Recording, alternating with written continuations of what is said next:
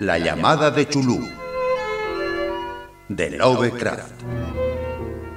Es imposible que tales potencias o seres hayan sobrevivido a una época infinitamente remota, donde la conciencia se manifestaba, quizá, bajo cuerpos y formas que ya hace tiempo se retiraron ante la marea de la ascendiente humanidad. Formas de las que sólo la poesía y la leyenda han conservado un fugaz recuerdo con el nombre de dioses, monstruos, seres míticos de toda clase y especie. El bajorrelieve de arcilla. No hay en el mundo fortuna mayor, creo, que la incapacidad de la mente humana para relacionar entre sí todo lo que hay en ella. Vivimos en una isla de plácida ignorancia, rodeados por los negros mares de lo infinito, y no es nuestro destino emprender largos viajes. Las ciencias, que siguen sus caminos propios, no han causado mucho daño hasta ahora, pero algún día la unión de esos disociados conocimientos nos abrirá a la realidad y a la endeble posición que en ella ocupamos, perspectivas tan terribles que enloqueceremos ante la revelación o huiremos de esa funesta luz, refugiándonos en la seguridad y la paz de una nueva edad de las tinieblas. Algunos teósofos han sospechado la majestuosa grandeza del cielo cósmico, del que nuestro mundo y nuestra raza no son más que fugaces incidentes. Han señalado extrañas supervivencias en términos que nos helarían la sangre si no estuviesen disfrazados por un blando optimismo. Pero no son ellos los que me han dado la fugaz visión de esos dones prohibidos que me estremecen cuando pienso en ellos y me enloquecen cuando sueño con ellos. Esa visión, como toda temible visión de la verdad, surgió de una unión casual de elementos diversos. En este caso, el artículo de un viejo periódico y las notas de un profesor ya fallecido. Espero que ningún otro logre llevar a cabo esta unión. Yo, por cierto, si vivo, no añadiré voluntariamente un solo eslabón a tan espantosa cadena. Creo, por otra parte, que el profesor había decidido también no revelar lo que sabía y que, si no hubiese muerto repentinamente, hubiera destruido sus notas. Tuve por primera vez conocimiento de este asunto en el invierno de 1926-1927, a la muerte de mi tío abuelo George Gamel Ángel, profesor honorario de lenguas semíticas de la Universidad de Brown, Providence, Rhode Island. El profesor Ángel era una autoridad vastamente conocida en materia de antiguas inscripciones, y a él habían recurrido con frecuencia los conservadores de los más importantes museos. Muchos deben, por lo tanto, recordar su desaparición acaecida a la edad de 92 años. Las oscuras razones de su muerte aumentaron aún más el interés local. El profesor había muerto mientras volvía del barco de Newport y, según afirman los testigos, luego de recibir el empellón de un marinero negro. Este había surgido de uno de los curiosos y sombríos pasajes situados en la falda abrupta de la colina que une los muelles a la casa del muerto, en la calle Williams. Los médicos, incapaces de descubrir algún desorden orgánico, concluyeron, luego de un perplejo cambio de opiniones, que la muerte debía atribuirse a una oscura lesión del corazón determinada por el rápido ascenso de una cuesta excesivamente empinada para un hombre de tantos años. En ese entonces no vi ningún motivo para disentir de ese diagnóstico, pero hoy tengo mis dudas, y algo más que dudas. Como heredero y ejecutor de mi tío abuelo, viudo y sin hijos, era de esperar que yo examinara sus papeles con cierta atención. Trasladé con ese propósito todos sus archivos y cajas a mi casa de Boston. El material ordenado por mí será publicado en su mayor parte por la Sociedad Norteamericana de Arqueología. Pero había una caja que me pareció sumamente enigmática y sentí siempre repugnancia a mostrársela a otros. Estaba cerrada y no encontré la llave hasta que se me ocurrió examinar el llavero que el profesor llevaba siempre consigo. Logré abrirla entonces, pero me encontré con otro obstáculo mayor y aún más impenetrable. ¿Qué significado podían tener ese curioso bajorrelieve de arcilla y esas notas, fragmentos y recortes de viejos periódicos? ¿Se había convertido mi tío en sus últimos años en un devoto de las más superficiales imposturas? Resolví buscar al excéntrico escultor que había alterado la paz mental del anciano. El bajorrelieve era un rectángulo tosco de 2 centímetros de espesor y de unos 30 o 40 centímetros cuadrados de superficie, indudablemente de origen moderno. Los dibujos, sin embargo, no eran nada modernos, ni por su atmósfera ni por su sugestión. Pues aunque las rarezas del cubismo y el futurismo sean numerosas y extravagantes, no suelen reproducir esa críptica regularidad de la escritura prehistórica. Y la mayor parte de los dibujos parecían ser ciertamente alguna especie de escritura. A pesar de mi familiaridad con los papeles y colecciones de mi tío, no logré identificarla ni sospechar siquiera alguna remota relación. Sobre esos supuestos jeroglíficos había una figura de carácter evidentemente representativo, aunque la ejecución impresionista impedía comprender su naturaleza. Parecía una especie de monstruo, o el símbolo de un monstruo, o una forma que sólo una fantasía enfermiza hubiese podido concebir. Si digo que mi imaginación, algo extravagante, se representó a la vez un pulpo, un dragón y la caricatura de un ser humano, no traicionaré el espíritu del dibujo. Sobre un cuerpo escamoso y grotesco, provisto de alas rudimentarias, se alzaba una cabeza pulposa y coronada de tentáculos. Pero era el contorno general lo que la hacía más particularmente horrible. Detrás de la figura se embozaba una arquitectura ciclópea. Las notas que acompañaban a este curioso objeto, además de unos recortes de periódicos, habían sido escritas por el profesor mismo y no tenían pretensiones literarias. El documento en apariencia más importante estaba encabezado por las palabras «El culto de Chulú», escritas cuidadosamente en caracteres de imprenta para evitar todo error en la lectura de un nombre tan desconocido. El manuscrito se dividía en 2 secciones. La primera tenía el siguiente título: 1925.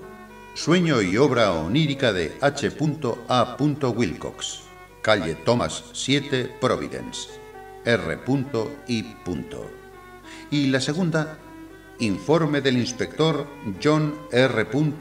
Legras, calle Bienville 121, Nueva Orleans, a la Sociedad Norteamericana de Arqueología, 1928. Notas del mismo y del profesor Webb.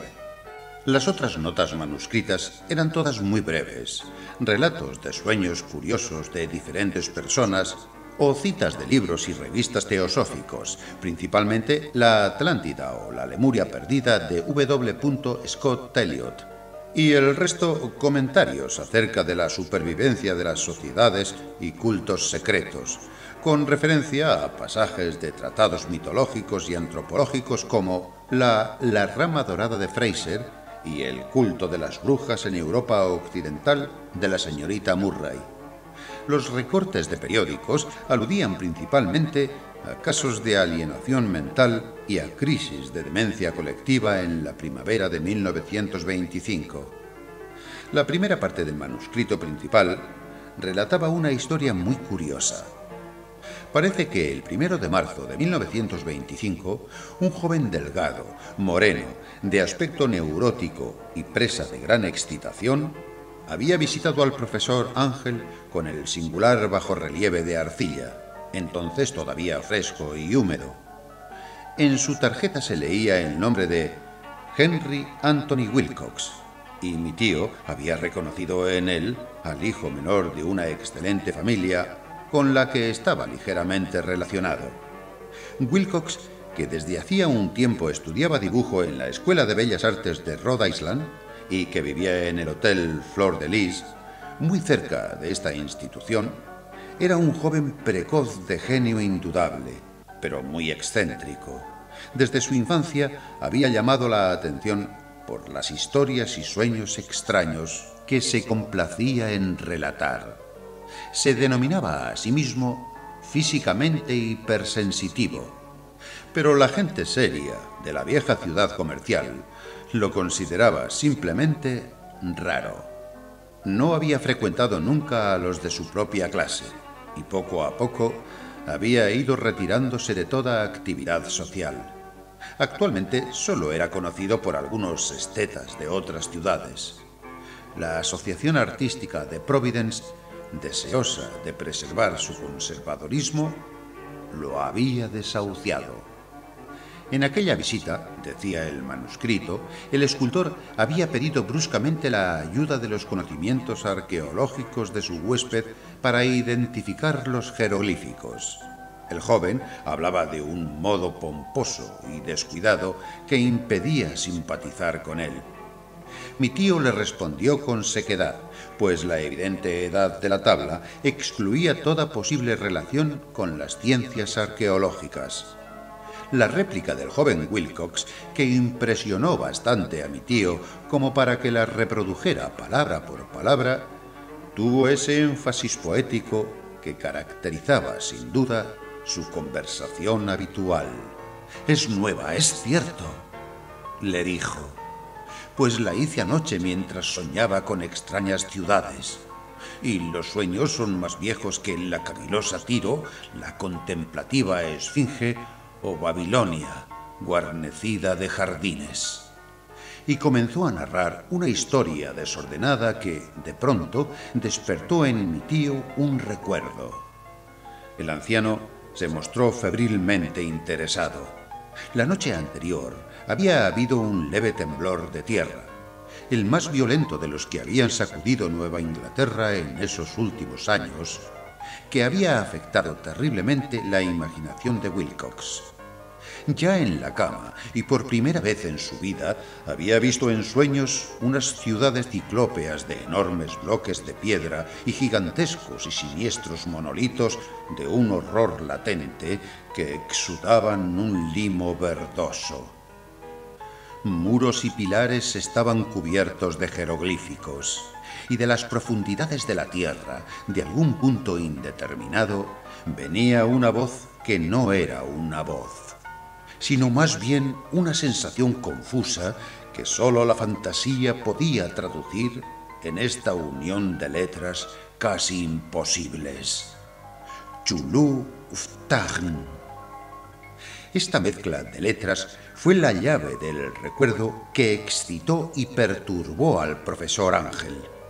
Interrogó al escultor con minuciosidad científica y estudió con intensidad casi frenética el bajorrelieve que el joven había estado esculpiendo en sueños, vestido solo con su ropa de dormir y temblando de frío. Mi tío culpó a su avanzada edad, dijo Wilcox más tarde, el no reconocer con rapidez los jeroglíficos y el dibujo. Muchas de sus preguntas le parecieron un poco fuera de lugar a su visitante, especialmente aquellas que trataban de relacionar a este último con sociedades y cultos extraños.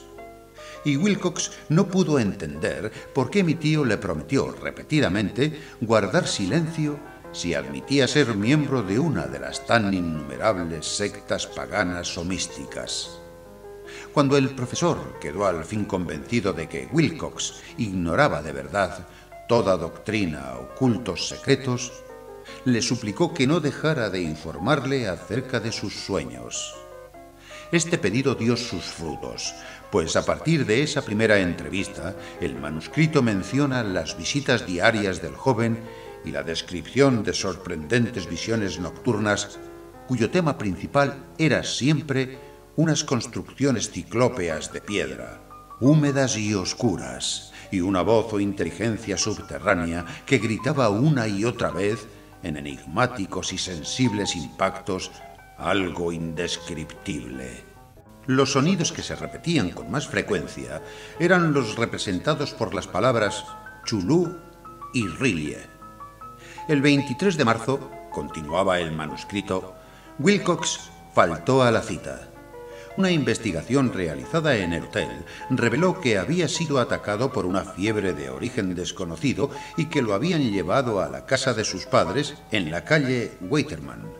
Se había puesto a gritar en medio de la noche, despertando a varios artistas que vivían en el mismo hotel, y desde entonces había pasado alternativamente de la inconsciencia al delirio. Mi tío telefoneó enseguida a la familia, y desde ese momento siguió de cerca el caso, yendo a menudo a la oficina del doctor Toby en Tyre Street, médico de cabecera del joven.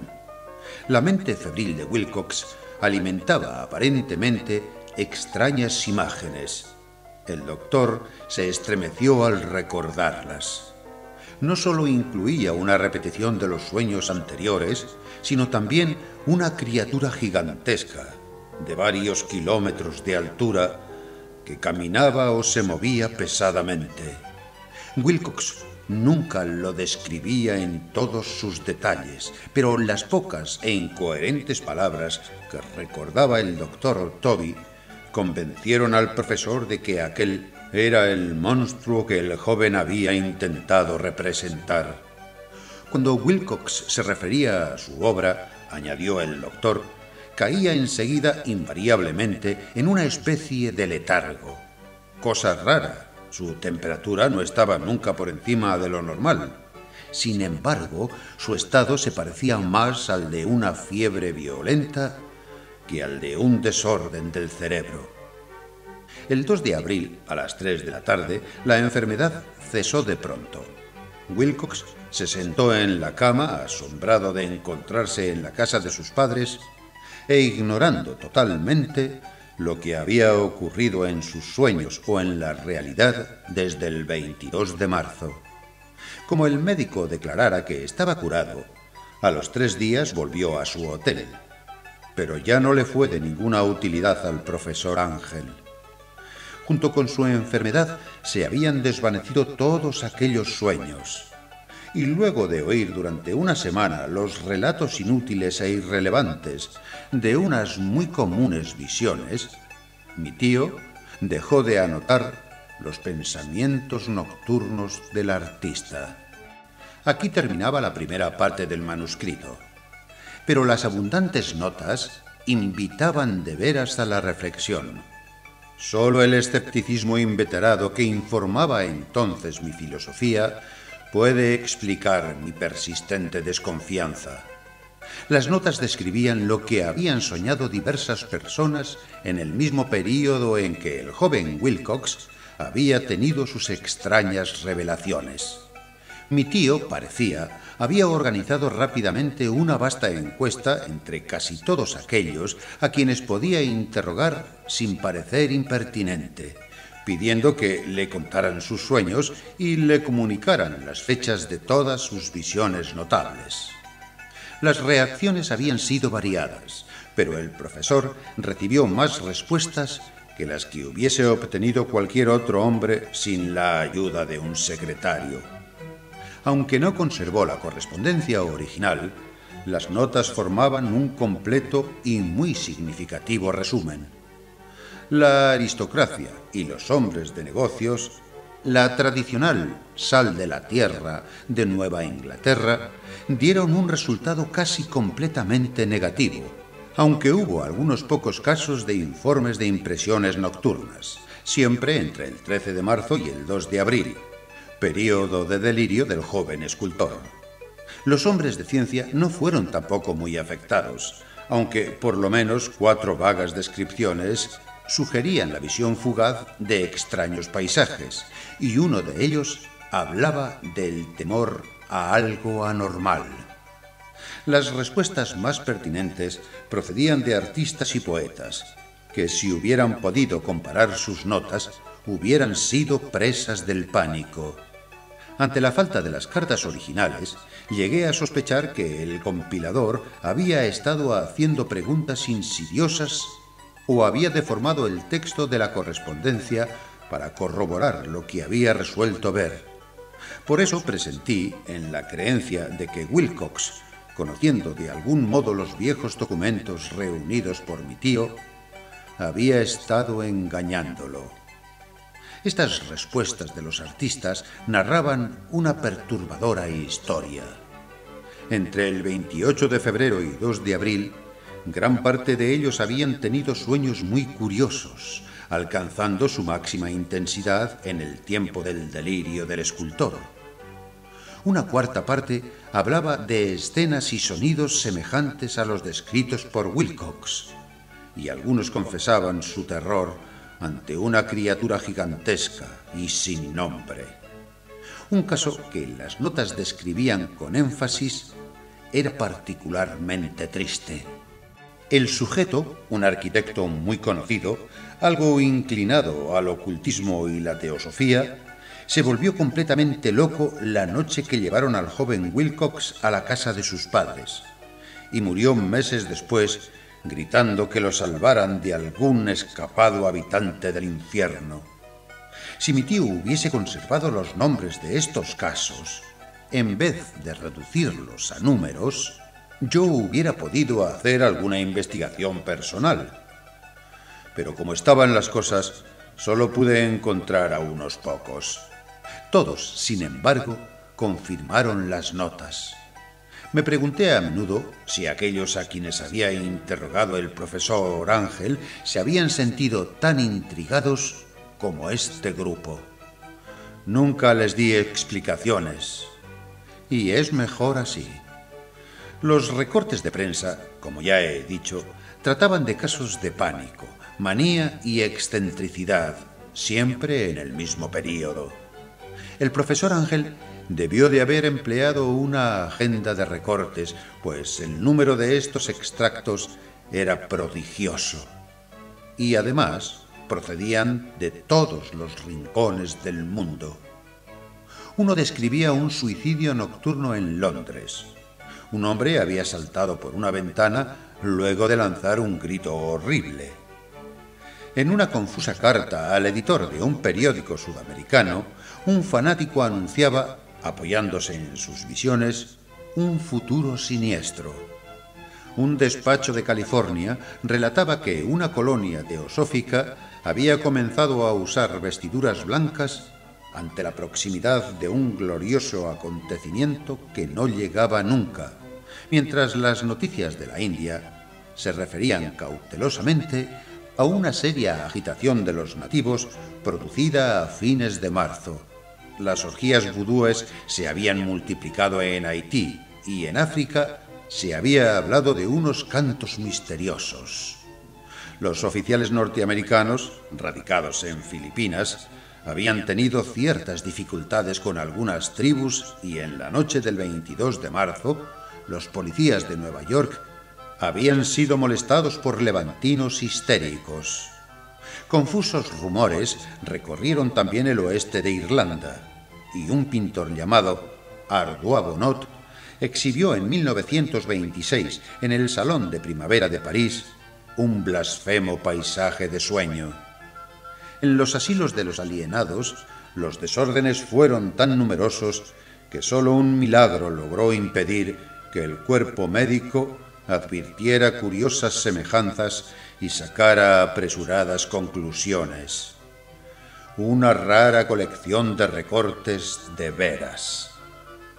Apenas concibo hoy el crudo racionalismo con que los hice a un lado, pero quedé convencido de que el joven Wilcox había tenido noticias de unos sucesos anteriores mencionados por el profesor. El informe del inspector Legras.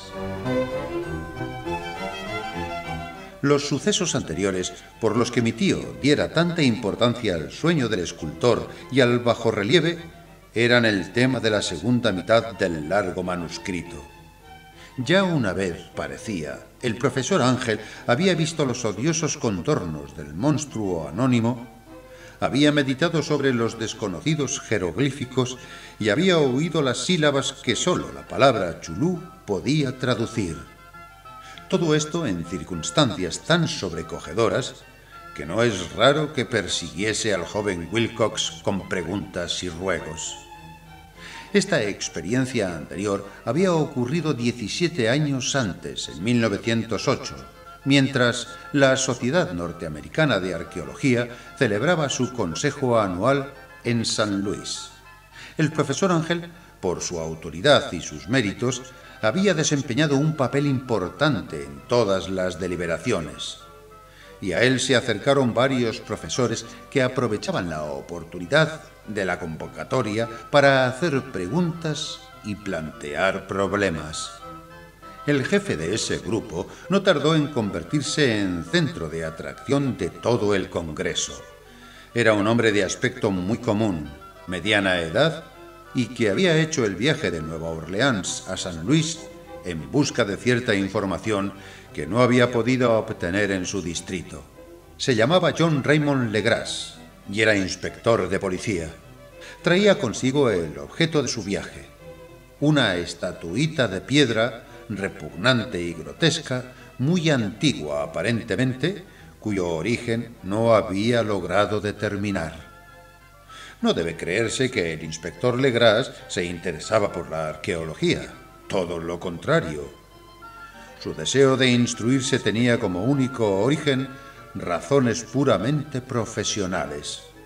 La estatuita, ídolo, fetiche o lo que fuese, había sido capturada meses antes en los pantanos boscosos del sur de Nueva Orleans en el curso de una expedición contra una presunta ceremonia vudú. Tan singulares y odiosos eran los ritos que la policía comprendió que se hallaba ante un culto totalmente ignorado e infinitamente más diabólico que los del vudú. Los confusos e increíbles relatos arrancados por la fuerza a los prisioneros nada informaron sobre su posible origen. De ahí el deseo de la policía de consultar a alguna autoridad para identificar así el horrible símbolo y seguir las huellas del culto hasta sus fuentes. El inspector Legras no había esperado que su pedido convocara una impresión semejante.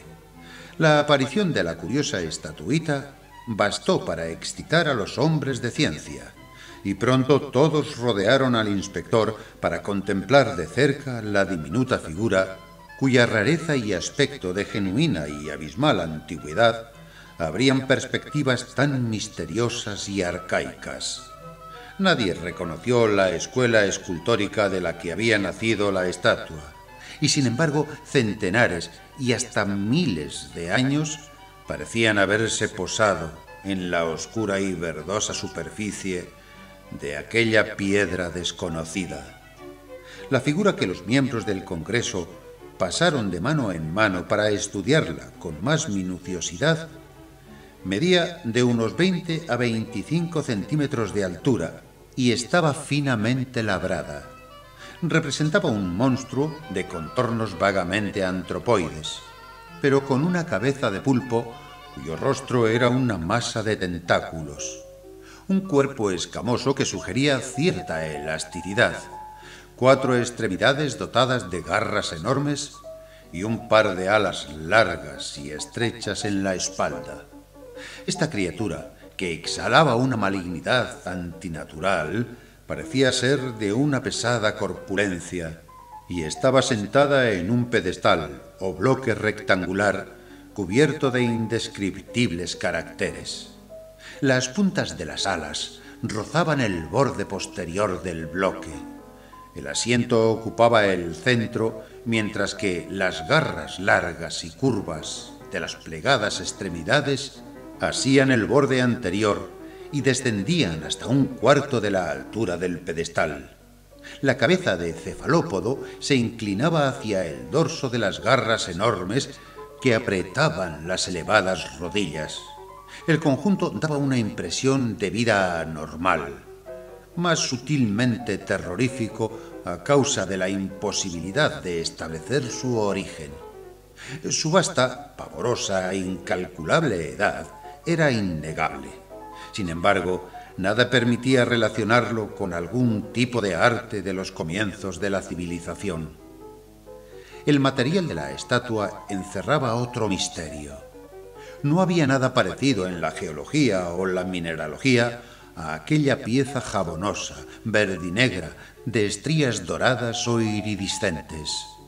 Los caracteres de la base eran igualmente desconcertantes, y ninguno de los miembros del Congreso, a pesar de que representaban a la mitad de las autoridades mundiales en esta esfera, pudo descubrir el más remoto parentesco lingüístico.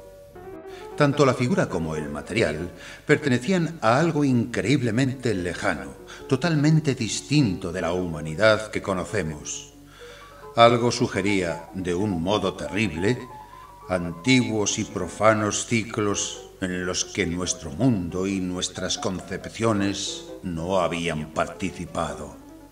Y sin embargo, mientras los miembros del Congreso sacudían la cabeza y se confesaban incapaces de resolver el misterio, uno de ellos creyó descubrir algo raramente familiar en la efigie y los jeroglíficos, y al fin, no sin reticencia, confesó lo que sabía.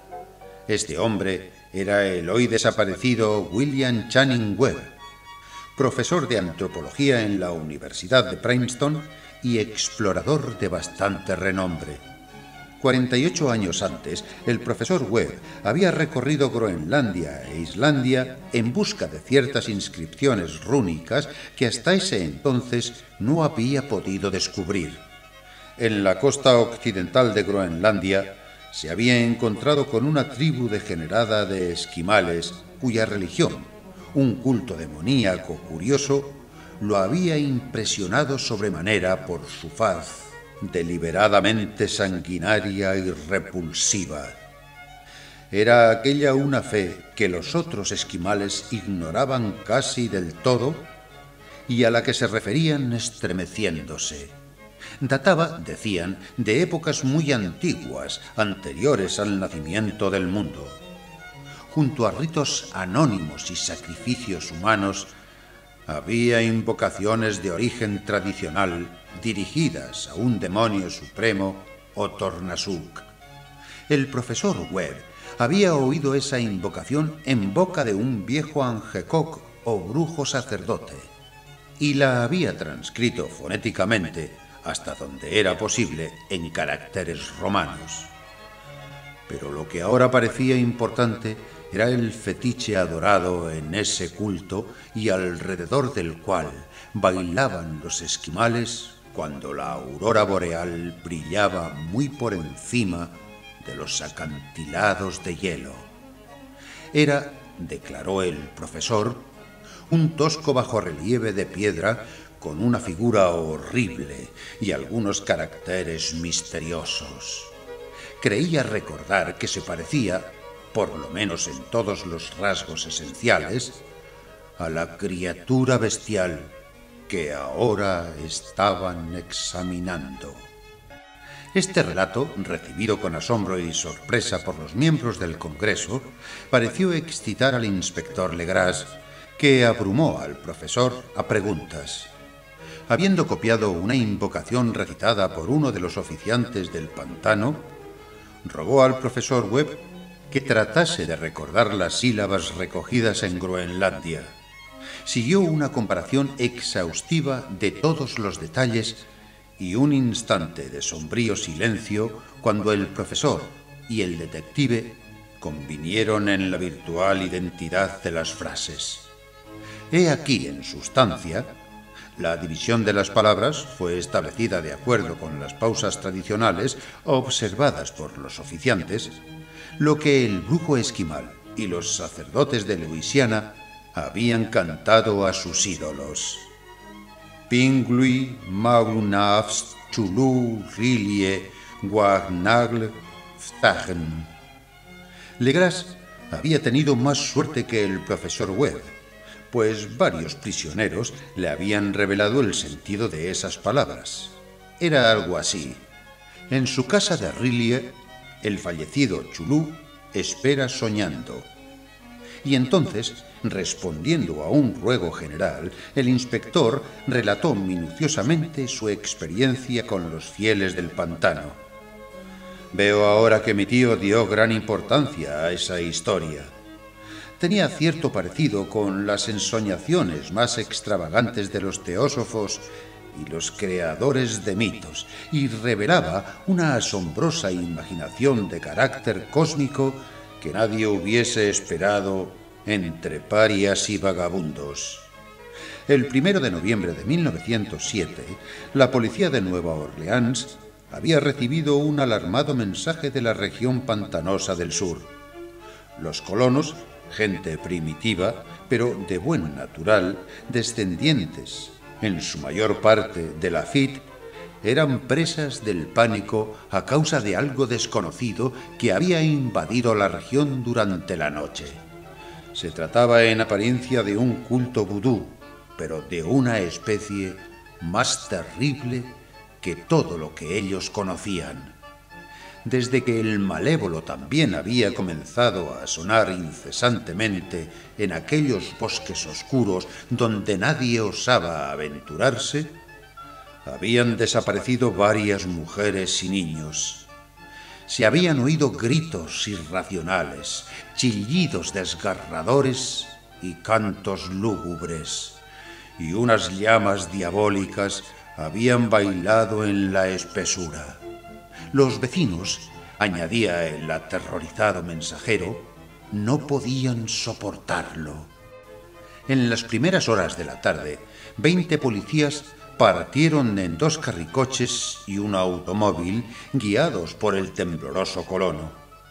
Cuando el camino se hizo intransitable, abandonaron los vehículos y durante varios kilómetros chapotearon en silencio a través de los espesos bosques de cipreses donde nunca penetraba la luz del día. Raíces tortuosas y nudos malignos de musgo español retardaban la marcha, y de vez en cuando una pila de piedras húmedas o los fragmentos de una pared en ruinas hacían más depresiva aquella atmósfera que los árboles deformados y las colonias de hongos contribuían a crear. Al fin apareció un miserable conjunto de chozas y los histéricos colonos corrieron a agruparse alrededor de las vacilantes linternas. El apagado golpear de los tam-tams se oía débilmente a lo lejos. La brisa traía muy de cuando en cuando un chillido que helaba la sangre. Un resplandor rojizo parecía filtrarse por entre el follaje pálido más allá de las interminables avenidas de la noche selvática. A pesar de su repugnancia a quedarse nuevamente solos, todos los habitantes del lugar se negaron a avanzar un solo paso hacia la escena del culto maldito, de modo que el inspector Legras y sus 19 colegas tuvieron que aventurarse sin guías por aquellas negras arcadas de horror donde ninguno de ellos había puesto el pie. La región en que ahora entraba la policía tenía tradicionalmente muy mala fama y en su mayor parte no había sido explorada por hombres blancos. Algunas leyendas se referían a un lago secreto en que vivía una colosal e informe criatura, algo parecida a un pólipo y de ojos fosforescentes, y según los colonos, unos demonios de alas de murciélago salían a medianoche de sus cavernas para adornar al monstruo. Afirmaban que éste estaba allí desde antes que la Salle, de los indios y aún de las bestias y pájaros del bosque. Era una verdadera pesadilla, y verlo significaba la muerte. Pero se aparecía en sueños a los hombres, y eso bastaba para que éstos se mantuviesen alejados. La orgía vudú se desarrollaba en los límites extremos del área aborrecida, pero aún así, el emplazamiento era bastante malo, y eso quizá había aterrorizado a los colonos más que los chillidos o incidentes. Solo la poesía o la locura podían haber reproducido los ruidos que oyeron los hombres de Legras mientras atravesaban lentamente el sombrío pantano, acercándose a la luz rojiza y a los apagados tam-tams. Hay una cualidad vocal propia de las bestias, y nada más terrible que oír una de ellas cuando el órgano de donde proviene debería emitir otra. Una furia animal y una licencia orgánica se exacerbaban allí hasta alcanzar alturas demoníacas, con gritos y aullidos extáticos que reverberaban en los bosques tenebrosos como ráfagas pestilentes surgidas de los abismos del infierno. De vez en cuando cesaban los gritos y lo que parecía un coro de voces roncas entonaba la odiosa melopea: Pinglui maglunafs chulu rilie guagnagl ftagen. Por fin los hombres llegaron a un sitio donde los bosques eran menos densos y se encontraron de pronto en el lugar mismo de la escena. 4 trastabillaron, un quinto perdió el conocimiento y otros 2 lanzaron un grito de horror que, por suerte, fue apagado por el tumulto salvaje de la orgía. Legras roció con agua pantanosa el rostro del hombre desvanecido y luego todos contemplaron el espectáculo fascinados por el horror. En un claro natural del pantano se alzaba una isla verde de tal vez 1 acre de extensión, desprovista de árboles y bastante seca. Allí saltaba y se retorcía una horda de anormalidades humanas más indescriptibles que cualquiera de las que hubiese podido pintar un Sim o una Angarola. Sin ropas, esta híbrida muchedumbre bramaba, rugía y se contorsionaba alrededor de una hoguera circular. De vez en cuando se abrían las cortinas de fuego y se podía distinguir en el centro un bloque de granito de unos 2,5 metros de alto, en cuya cima, incongruente por su pequeñez, se alzaba la funesta estatuita. En 10 cadalsos instalados a intervalos regulares, en un ancho círculo que rodeaba la hoguera, con el monolito como centro, colgaban con la cabeza hacia abajo los cuerpos extrañamente mutilados de los desaparecidos colonos. Dentro de este círculo saltaba y rugía el anillo de fieles, moviéndose de izquierda a derecha en una bacanal interminable entre el círculo de cadáveres y el círculo de fuego. Pudo haber sido solo la imaginación, o pudo haber sido un simple eco, pero uno de los hombres, un impresionable español, creyó oír que las invocaciones eran seguidas por unas respuestas antifonales que procedían de un lejano y sombrío lugar situado en lo más profundo de aquel bosque de leyenda. Este hombre, José D. Gálvez, a quien más tarde encontré e interrogué, era desbordantemente imaginativo. Llegó a decir que había oído el débil golpear de unas grandes alas y que había vislumbrado unos ojos luminosos y una enorme masa blanca detrás de los árboles más lejanos. Pero creo que estaba demasiado influido por las supersticiones locales. La inactividad de los hombres paralizados fue comparativamente de poca duración. El deber venció pronto todas las dudas, y aunque los celebrantes debían de llegar al centenar, la policía confiaba en sus armas de fuego y irrumpió en medio de la horda. Durante 5 minutos el caos y el tumulto fueron indescriptibles. Hubo furiosos golpes, disparos y huidas, pero finalmente Legras pudo contar 47 prisioneros, a los que obligó a vestirse rápidamente y que rodeó de policías. 5 de los celebrantes habían muerto y otros 2, muy mal heridos, fueron transportados por sus cómplices en improvisadas parihuelas. La imagen del monolito fue sacada con todo cuidado y llevada por Legras. Examinados en el cuartel de la policía, luego de un viaje agotador, los prisioneros resultaron ser mestizos de muy baja ralea y mentalmente débiles. Eran en su mayor parte marineros, y había algunos negros y mulatos, procedentes casi todos de la isla de Cabo Verde, que daban un cierto matiz vudú a aquel culto heterogéneo. Pero no se necesitaron muchas preguntas para comprobar que se trataba de algo más antiguo y profundo que un fetichismo africano. Aunque degradados e ignorantes, los prisioneros se mantuvieron fieles, con sorprendente consistencia, a la idea central de su aborrecible culto.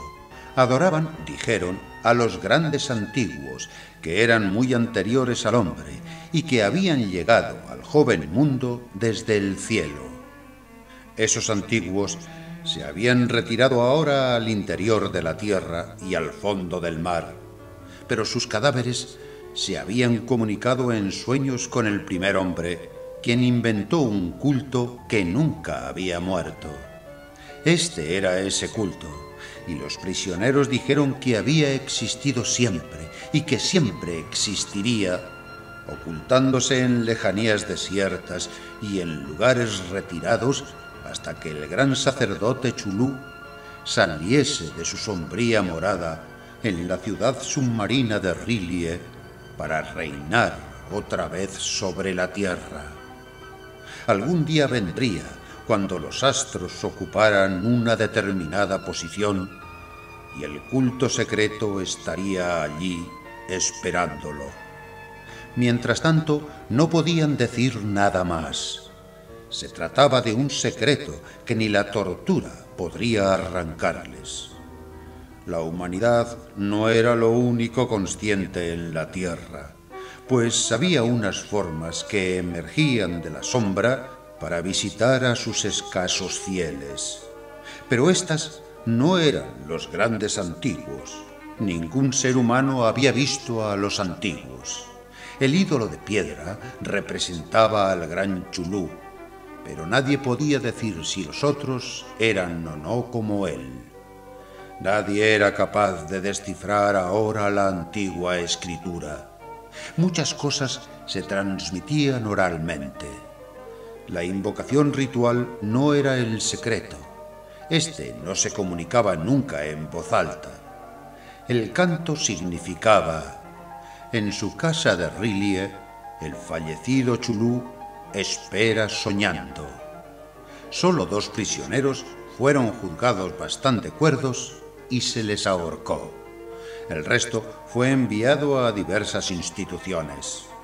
Todos negaron haber participado en los crímenes rituales y afirmaron que los culpables de aquellas muertes eran los alas negras, que habían venido hasta ellos desde su refugio inmemorial en el bosque encantado. Pero nada coherente se pudo saber de aquellos aliados misteriosos. Lo que la policía logró obtener salió en su mayor parte de un viejísimo mestizo llamado Castro, quien pretendía haber tocado puertos distantes y hablado con los jefes inmortales del culto en las montañas de China. El viejo Castro recordaba fragmentos de odiosas leyendas que empequeñecían las especulaciones de los teósofos y hacían de nuestro mundo algo reciente y fugaz. En ciclos muy lejanos, otros seres habían gobernado la tierra. Habían vivido en grandes ciudades y sus vestigios podían encontrarse aún, le habían dicho a Castro los inmortales de China, en unas piedras ciclópeas de algunas islas del Pacífico. Habían muerto muchísimo antes de la aparición del hombre, pero había artes que podrían revivirlos cuando los astros volvieran a ocupar su justa posición en los cielos de la eternidad. Estos seres, indudablemente, procedían de las estrellas y habían traído sus imágenes con ellos. Estos grandes antiguos, continuó Castro, no eran de carne y hueso, tenían forma. ¿No lo probaba acaso esta imagen estelar? Pero esa forma no era material. Cuando las estrellas eran propicias, iban de mundo en mundo a través del cielo. Pero cuando eran desfavorables, no podían vivir. Pero aunque ya no viviesen, no habían muerto en realidad. Yacían todos en casas de piedra en la gran ciudad de Rilie, preservada para los sortilegios del gran Chulú, para el día que las estrellas y la tierra pudiesen recibir su gloriosa resurrección. Pero en esa época alguna fuerza exterior debía ayudar a la liberación de sus cuerpos. Los conjuros que impedían que se descompusieran impedían también que se moviesen. Y los antiguos tenían que contentarse con yacer y pensar en la oscuridad mientras transcurrían millones de años. Conocían todo lo que ocurría en el mundo, pues su lenguaje consistía en la transmisión del pensamiento. En ese mismo instante hablaban en sus tumbas. Cuando luego de un caos infinito aparecieron los primeros hombres, los grandes antiguos hablaron a los más sensibles moldeándoles los sueños. Aquellos primeros hombres, murmuró Castro, establecieron el culto con que se adoraba a los ídolos de los grandes antiguos, ídolos traídos de las estrellas oscuras en una época infinitamente lejana. Ese culto no moriría hasta que las estrellas volvieran a ser favorables. Los sacerdotes sacarían entonces al gran Chulú de su tumba para que reviviese a sus vasallos y volviera a asumir su reinado en la tierra.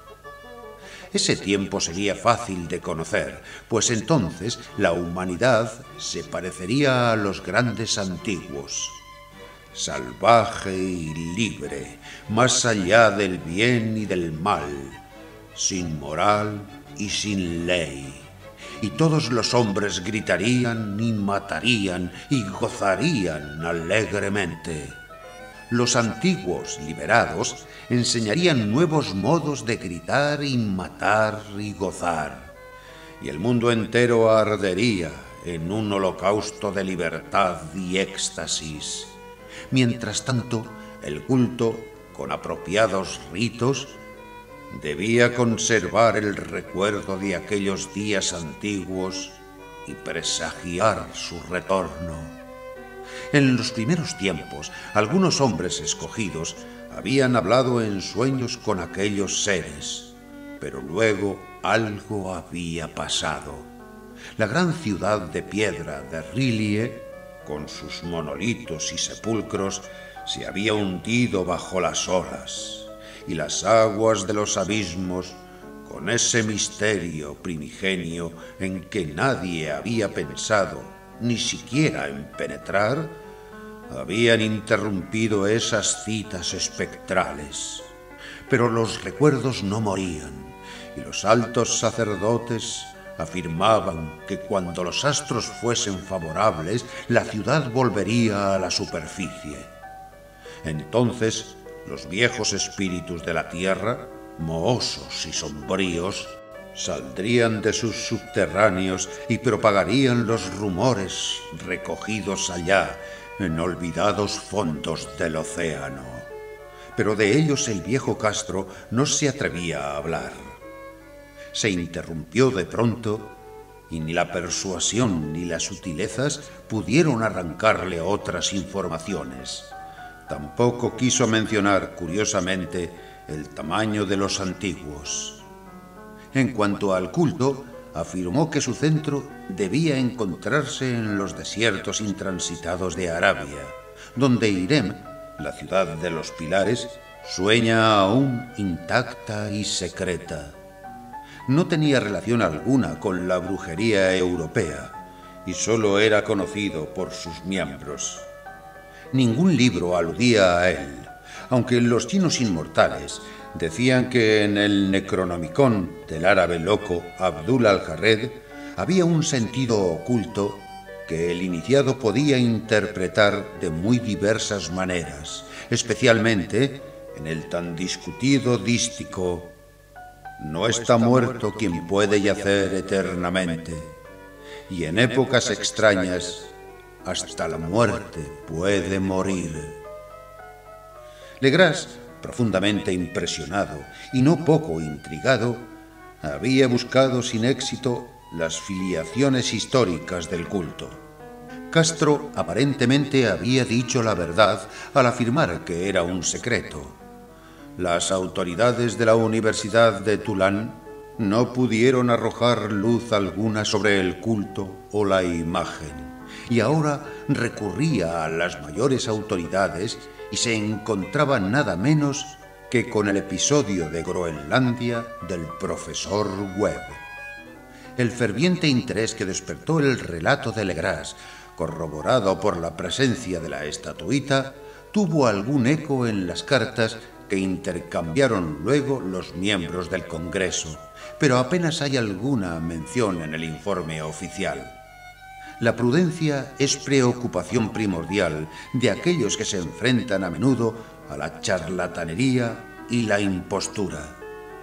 Legras prestó durante un tiempo la estatua al profesor Webb, pero a la muerte de este último le fue devuelta y está desde entonces en su casa. Allí la he visto no hace mucho tiempo. Es de veras algo estremecedor e indiscutiblemente parecida a la escultura labrada en sueños por el joven Wilcox. No me asombró que mi tío se hubiese excitado con el relato del joven. ¿Qué pudo pensar al saber, ya enterado de la información recogida por Legras, que un joven sensible no sólo había soñado la figura y los jeroglíficos de las imágenes del pantano y de Groenlandia, sino que también había oído en sueños 3 de las palabras de la fórmula repetida por los maestros de Luisiana y los diabólicos esquimales?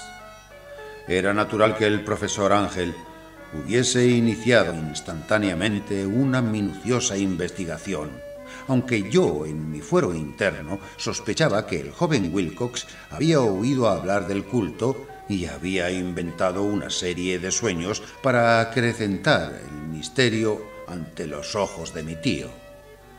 El relato de los otros sueños y los recortes coleccionados por el profesor parecían corroborar la historia del joven, pero mi bien fundado racionalismo y la total extravagancia del asunto me llevaron a adoptar las conclusiones que estimé más razonables.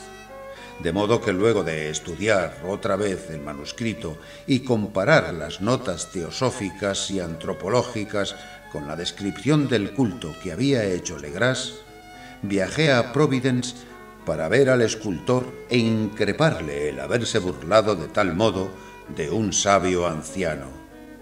Wilcox vivía aún solo en el Flor de Lis de la calle Thomas, desagradable imitación victoriana de la arquitectura bretona del siglo XVII. La fachada de estuco del hotel lucía ostentosamente entre las encantadoras casas coloniales y a la sombra del más hermoso campanario georgiano que pudiera verse en Norteamérica. Encontré a Wilcox en sus habitaciones, sumido en su labor, y comprendí enseguida, por las piezas que lo rodeaban, que su genio era profundo y auténtico. Creo que durante un tiempo Wilcox figurará entre los grandes decadentes, pues ha cristalizado en arcilla y reflejará un día en el mármol esas pesadillas y fantasías evocadas en prosa por Arthur Machen y que Clark Aston Smith ha hecho visibles en versos y pinturas. Moreno, frágil y de aspecto un poco descuidado, Wilcox se volvió lánguidamente y sin dejar su silla me preguntó qué deseaba. Cuando le dije quién era, manifestó cierto interés, pues mi tío había excitado su curiosidad al examinar sus raros sueños, aunque sin expresar las razones de ese examen. Sin sacarlo de su ignorancia, traté prudentemente de hacerlo hablar. Poco tiempo me bastó para convencerme de que era absolutamente sincero. Hablaba de sus sueños de un modo inequívoco. Esos sueños y su residuo subconsciente habían influido profundamente en su arte y me mostró una estatua mórbida cuyo modelado me estremeció, casi por la fuerza de su oscura sugestión. No recordaba haber visto el original, excepto en el bajorrelieve creado durante un sueño, pero los contornos se habían formado insensiblemente bajo sus manos. Era sin duda la forma gigantesca de la que había hablado en su delirio. Comprobé muy pronto que no sabía nada del culto, salvo lo que el constante interrogatorio de mi tío había dejado escapar, y traté otra vez de concebir de qué modo podía haber recibido esas impresiones sobrenaturales. Hablaba de sus sueños de un modo extrañamente poético, haciéndome ver con terrible claridad la ciudad ciclópea de piedra verde y musgosa, cuya geometría, añadió curiosamente, era totalmente errónea.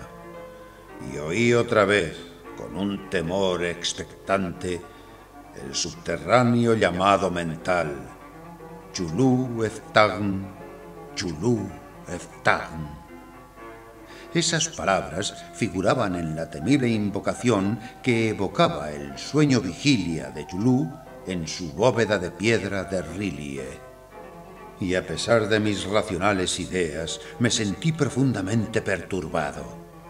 Wilcox, era indudable, había oído hablar casualmente del culto y lo había olvidado enseguida en la masa de las lecturas y concepciones igualmente fantásticas.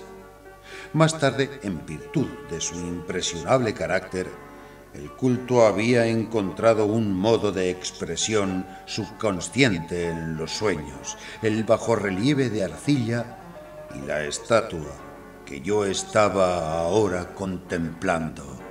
De modo que la superchería había sido involuntaria.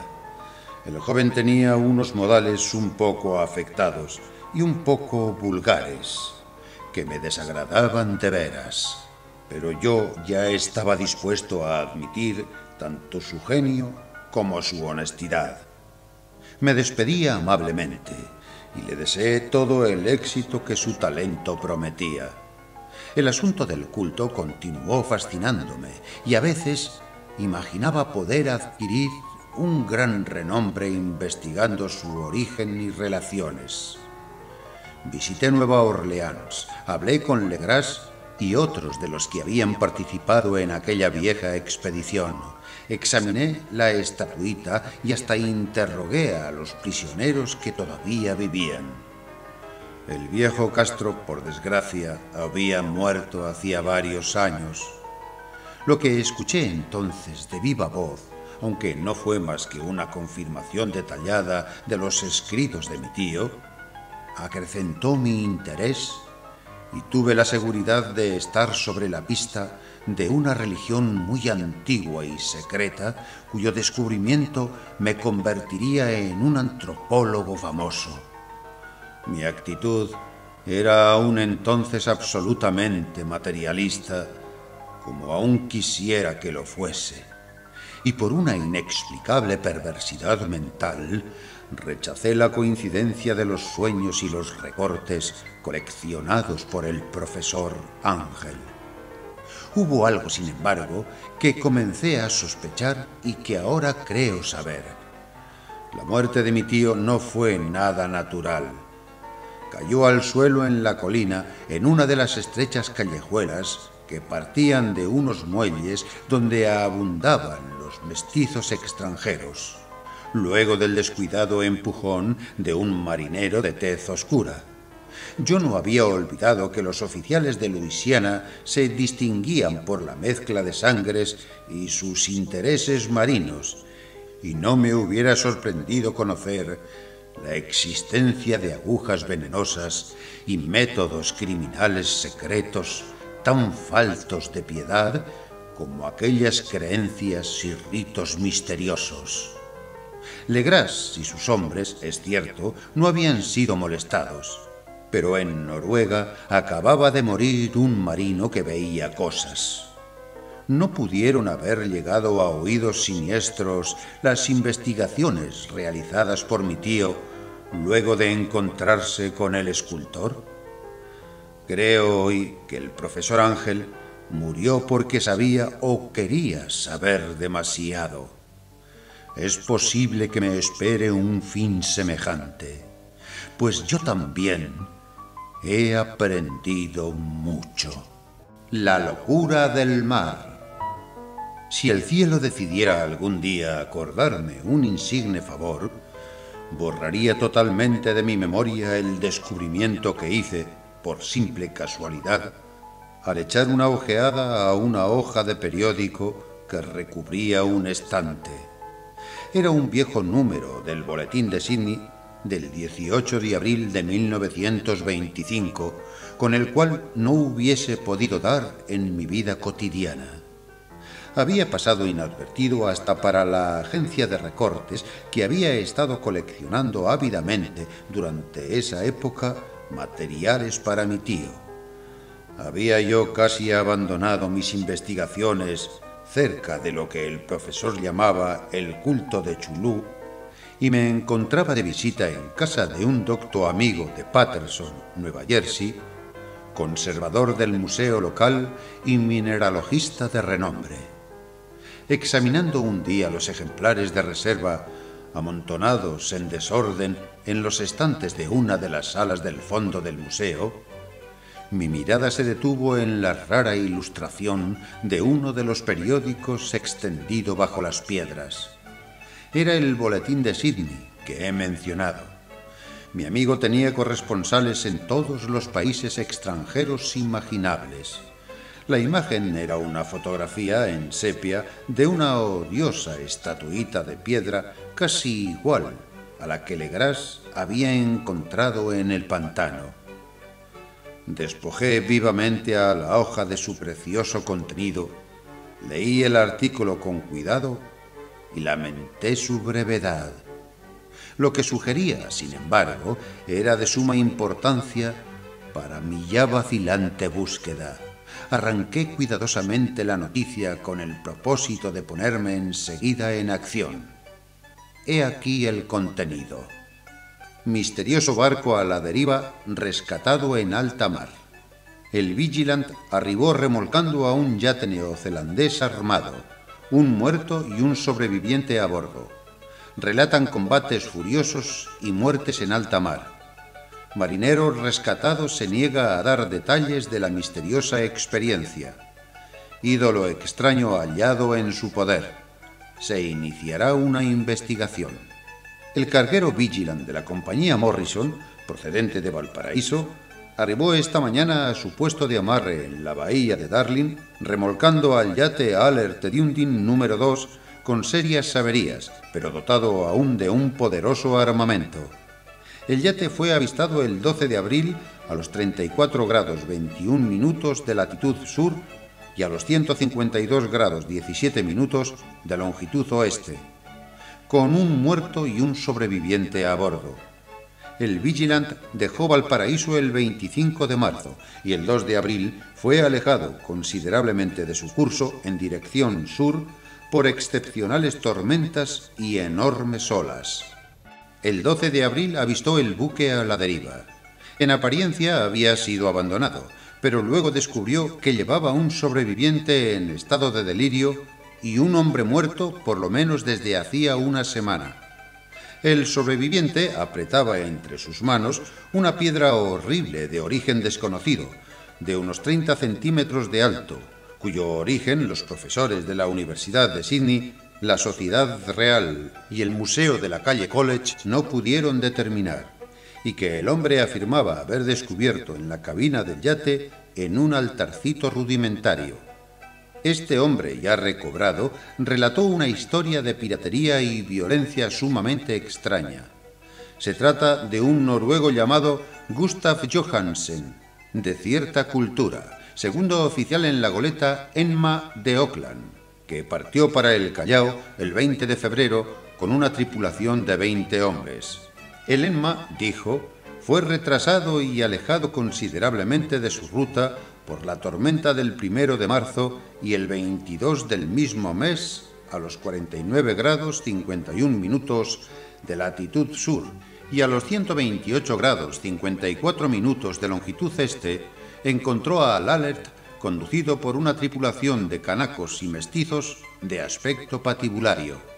El capitán Collins no obedeció la orden de virar y la tripulación del yate abrió fuego sin aviso con una batería de cañones de bronce particularmente pesada.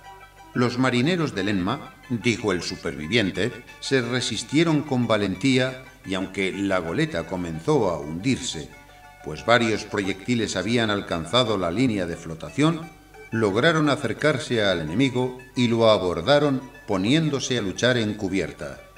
Como los tripulantes del yate combatían de un modo torpe y cruel, tuvieron que matarlos a todos.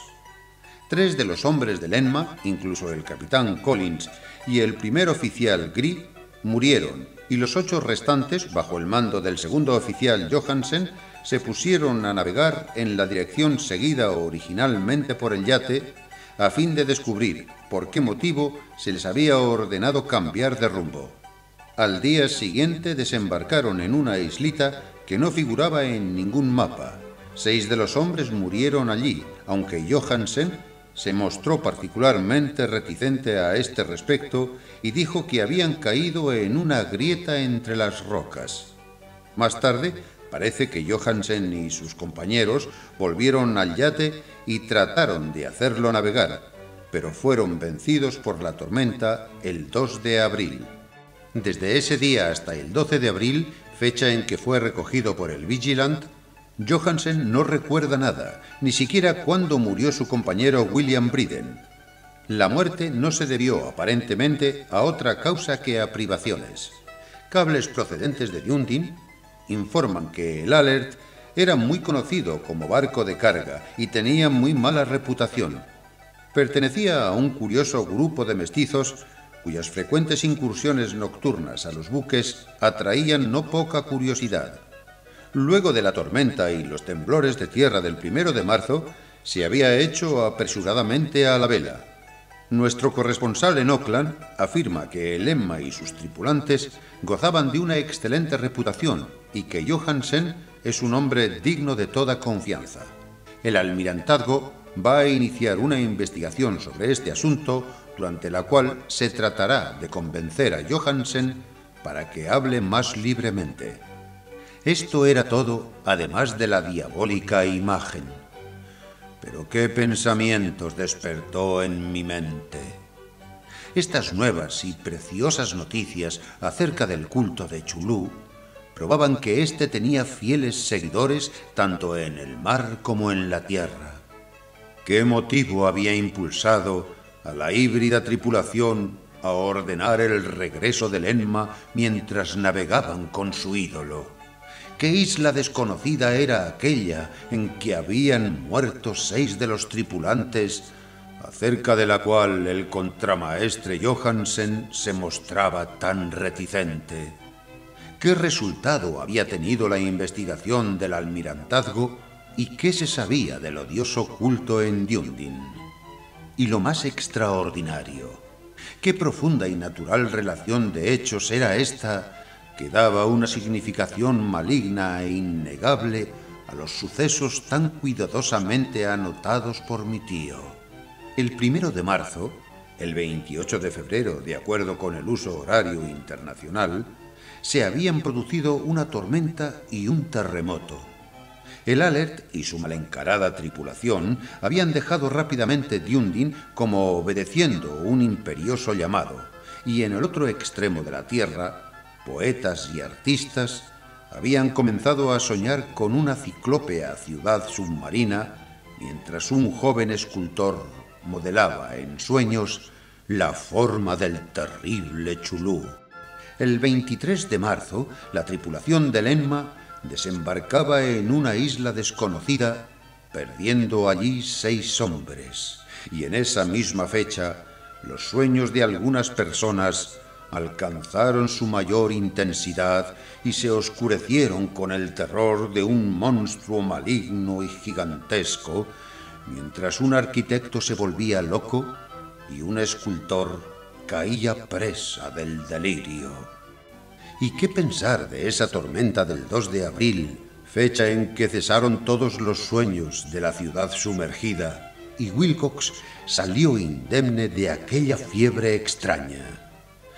¿Qué pensar igualmente de aquellas alusiones del viejo Castro a los antiguos venidos de las estrellas, y a su reino próximo, y a su culto, y a su gobierno de los sueños?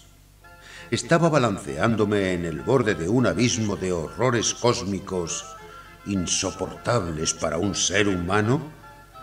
En todo caso, no afectaron sino a la mente, pues el 2 de abril puso término de algún modo a la monstruosa amenaza que había sitiado el alma de los hombres. Aquella tarde, luego de haber pasado el día enviando telegramas y haciendo urgentes preparativos, me despedí de mi huésped y tomé un tren para San Francisco. En menos de un mes llegué a Dunedin, donde, sin embargo, descubrí que se sabía muy poco de los extraños miembros del culto que habían vivido en las posadas marineras. El vagabundeo en los muelles era asunto demasiado común y no valía la pena mencionarlo. Pero algo oí a propósito de una expedición terrestre realizada por estos mestizos, durante la cual se escuchó el débil golpear de unos tambores y se vio un fuego rojo en las colinas lejanas.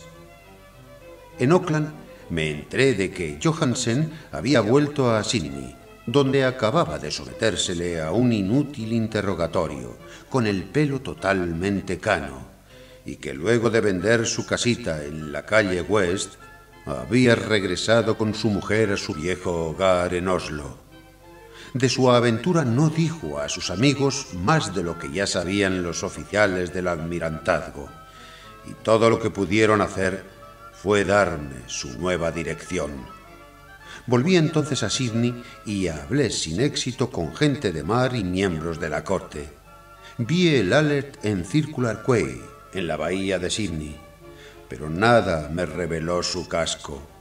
La imagen en cuclillas, de cabeza de pulpo, cuerpo de dragón, alas escamosas y pedestal con jeroglíficos, se conservaba en el Museo de Hyde Park.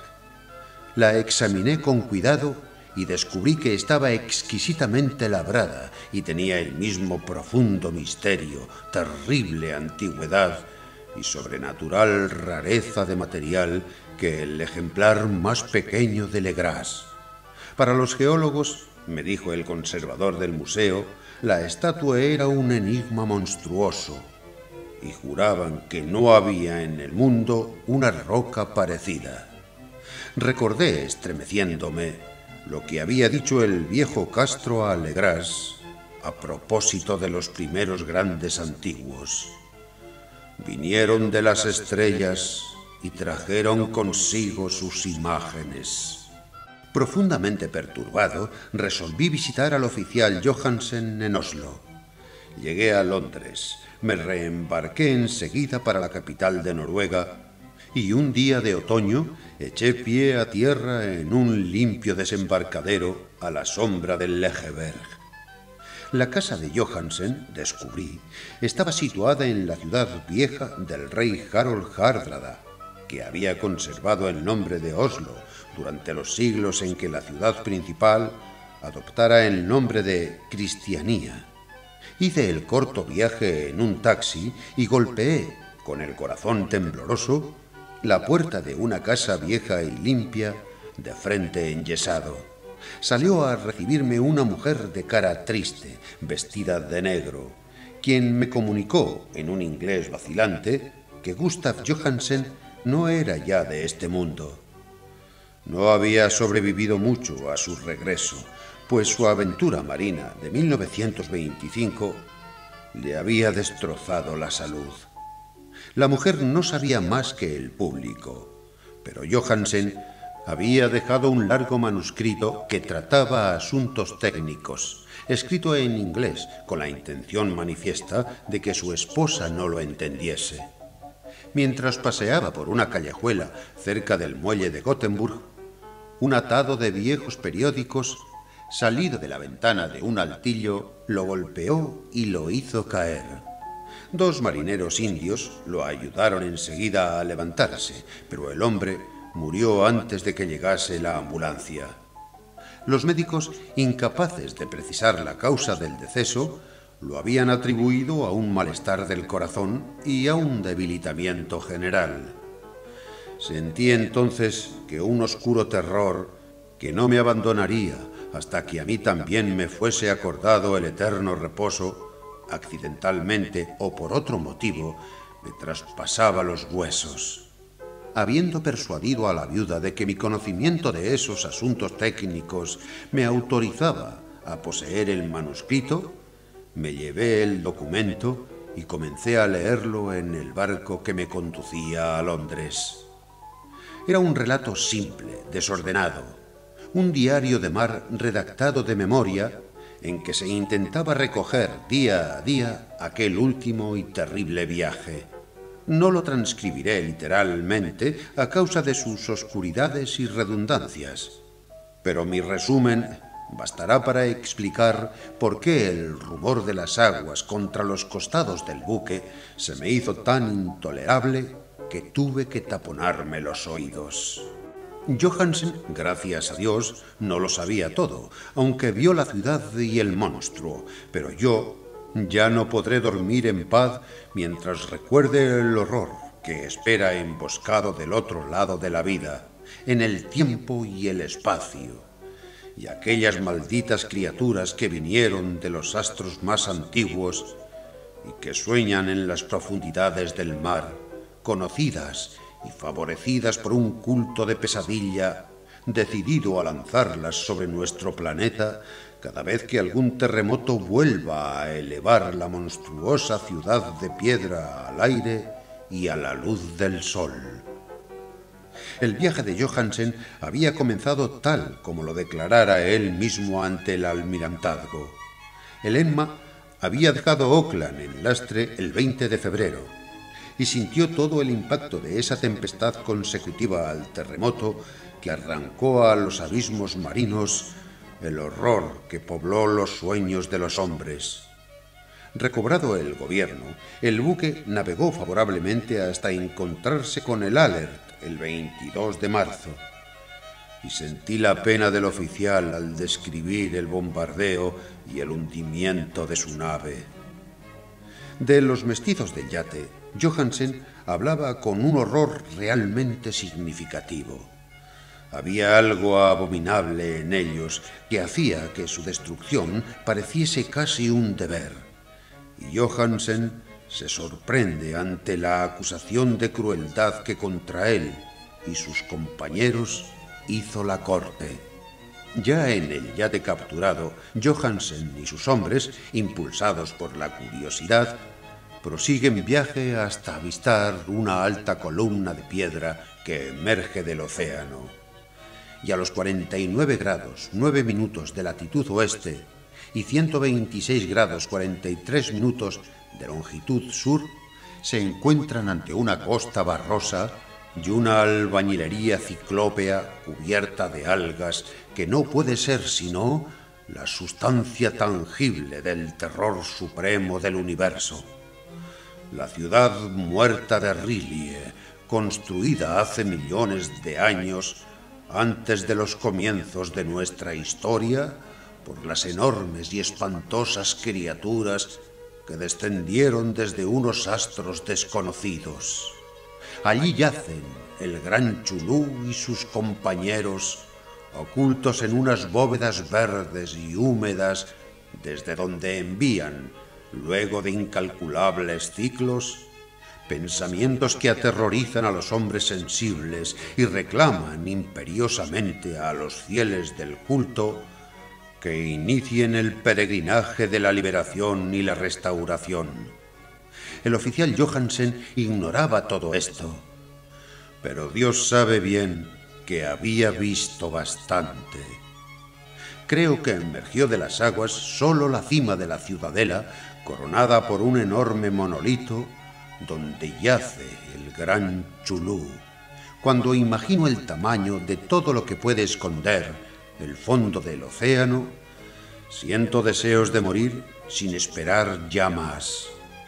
Johansen y sus hombres se sintieron aterrados ante la majestad cósmica de esta húmeda Babilonia habitada por demonios y debieron sospechar intuitivamente que no pertenecía ni a este ni a ningún otro planeta similar.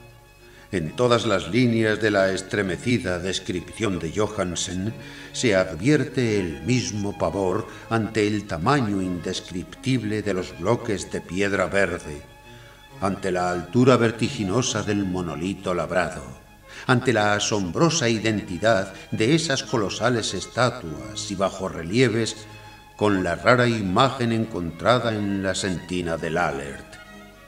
Sin conocer el futurismo, Johansen describe, al hablar de la ciudad, algo muy parecido a una obra futurista.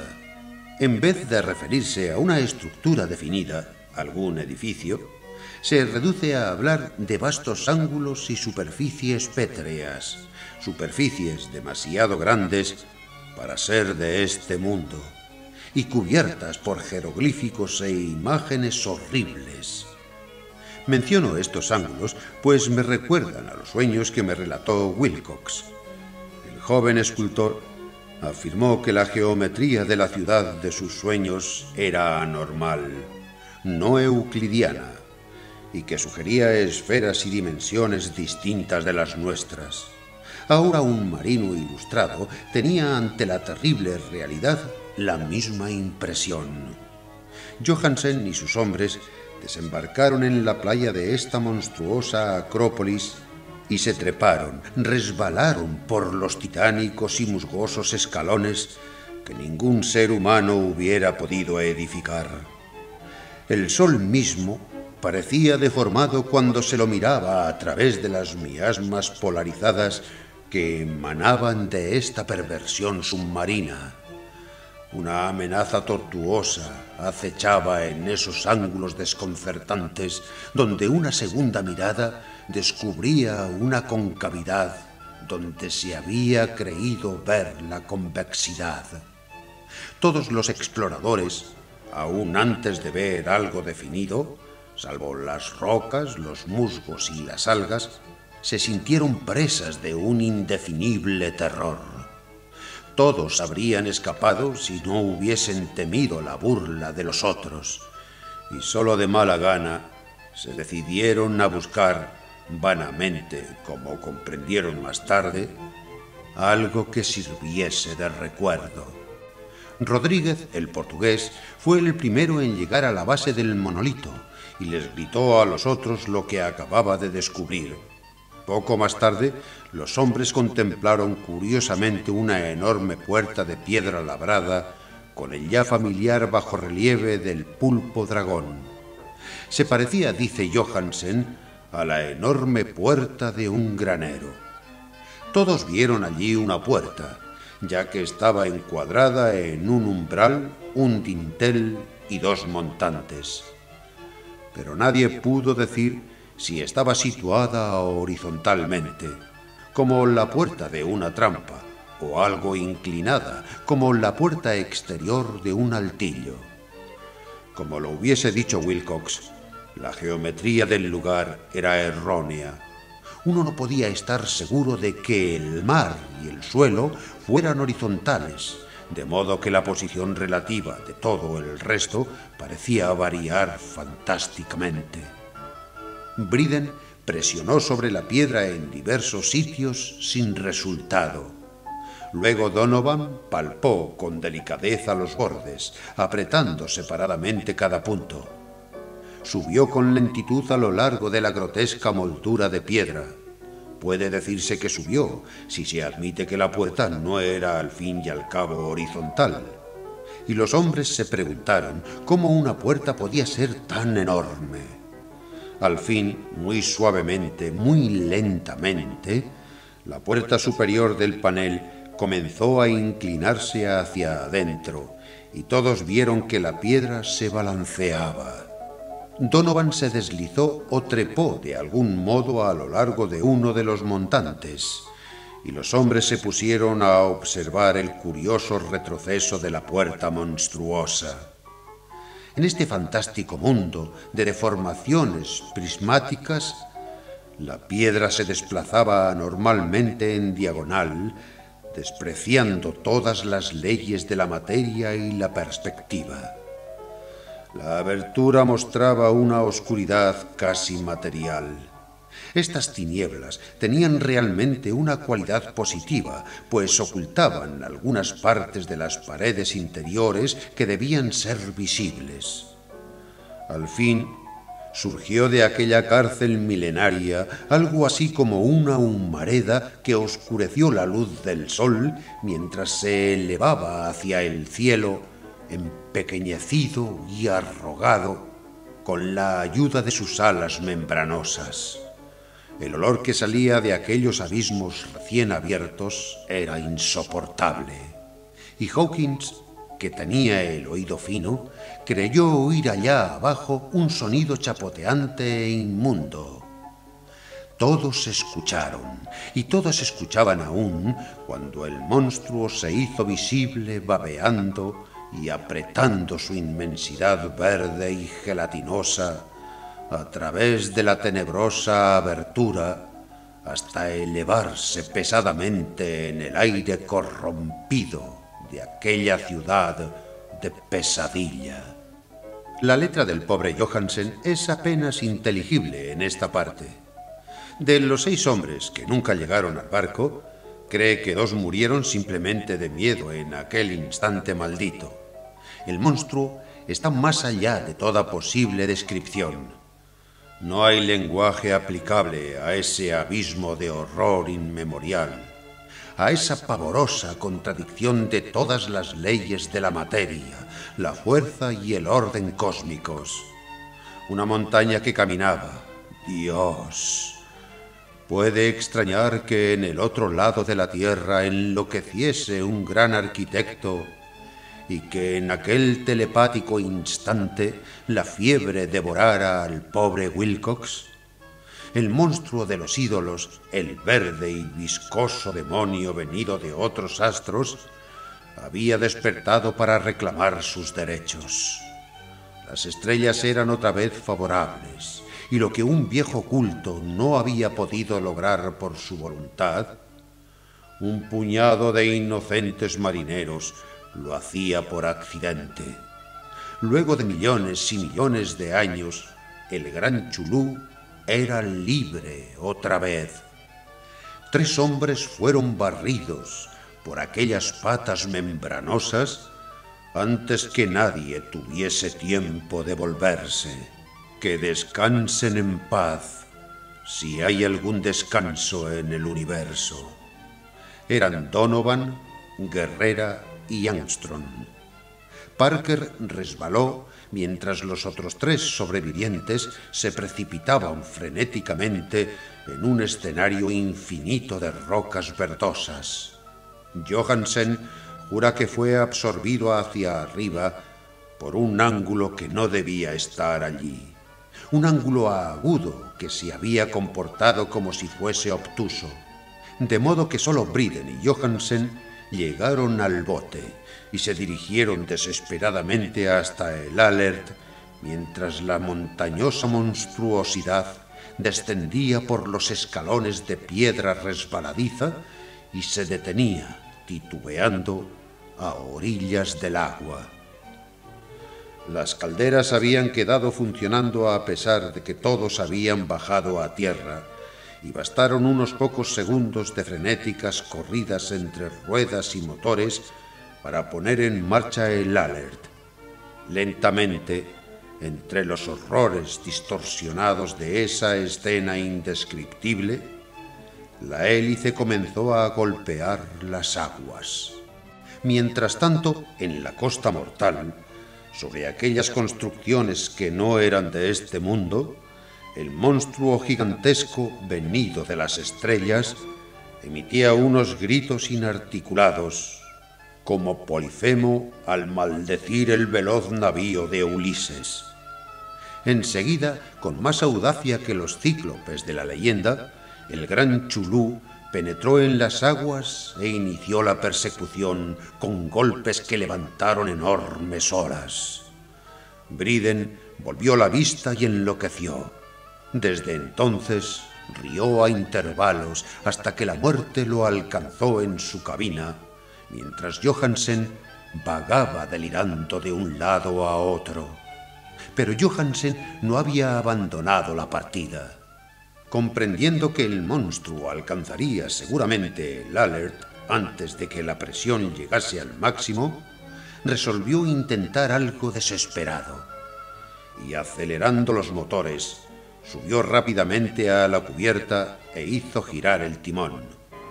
En la superficie de las aguas hubo un remolino espumoso y mientras crecía la presión del vapor, el valiente noruego dirigió el navío contra aquella montaña gelatinosa que se alzaba sobre las sucias espumas como la popa de un galeón demoníaco. La horrible cabeza de pulpo, envuelta en tentáculos, llegaba casi hasta la punta del bauprés, pero Johansen no retrocedió. Hubo un estallido como el de un globo que se desinfla, un líquido inmundo como el que surge de un hediondo pez luna, una hediondez que el cronista no se atrevió a describir. Durante un instante, una nube verde, acre y enceguecedora envolvió al buque, y un hervor maligno quedó a popa donde, Dios del cielo, la esparcida plasticidad de aquella entidad celeste estaba recombinándose y recobrando su forma primitiva, mientras el Alert se alejaba más y más y ganaba velocidad. Eso fue todo. Desde ese momento, Johansen se contentó con meditar sobriamente sobre el ídolo de la cabina y preparar unas pocas comidas para él y su enloquecido compañero, que reía a carcajadas.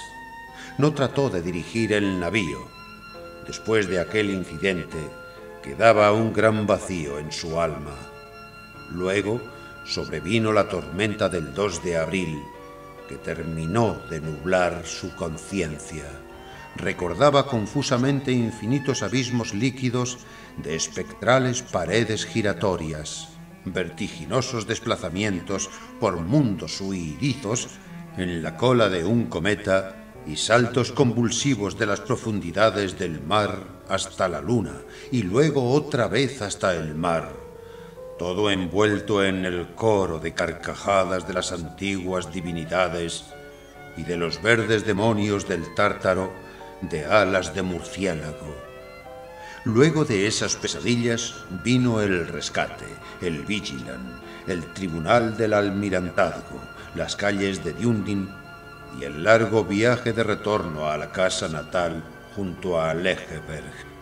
Nada podía contar, pasaría por loco. Lo escribiría todo antes de morir, pero su mujer no debería sospechar nada.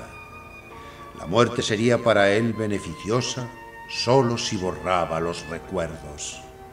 Tal era el documento que leí.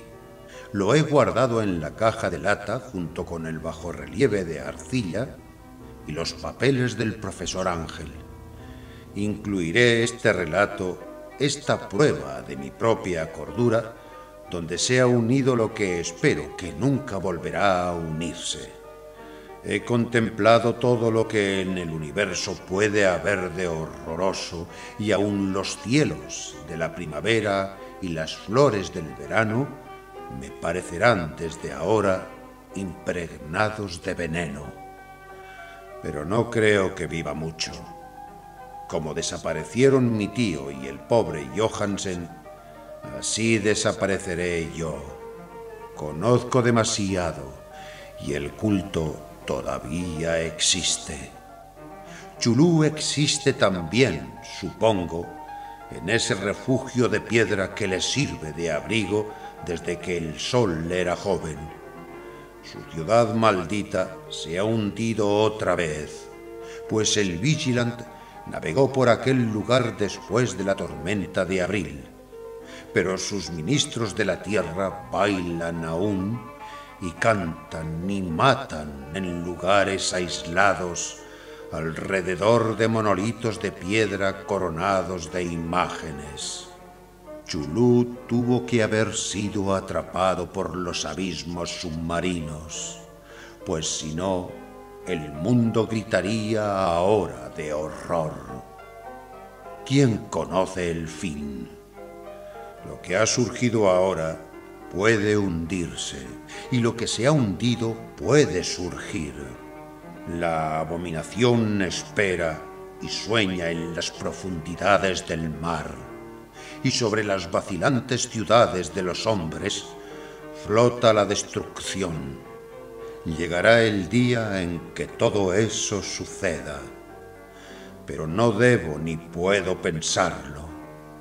Ruego que si no sobrevivo a este manuscrito, mis ejecutores testamentarios cuiden de que la prudencia sea mayor que la audacia e impidan que caiga bajo otros ojos. Fin.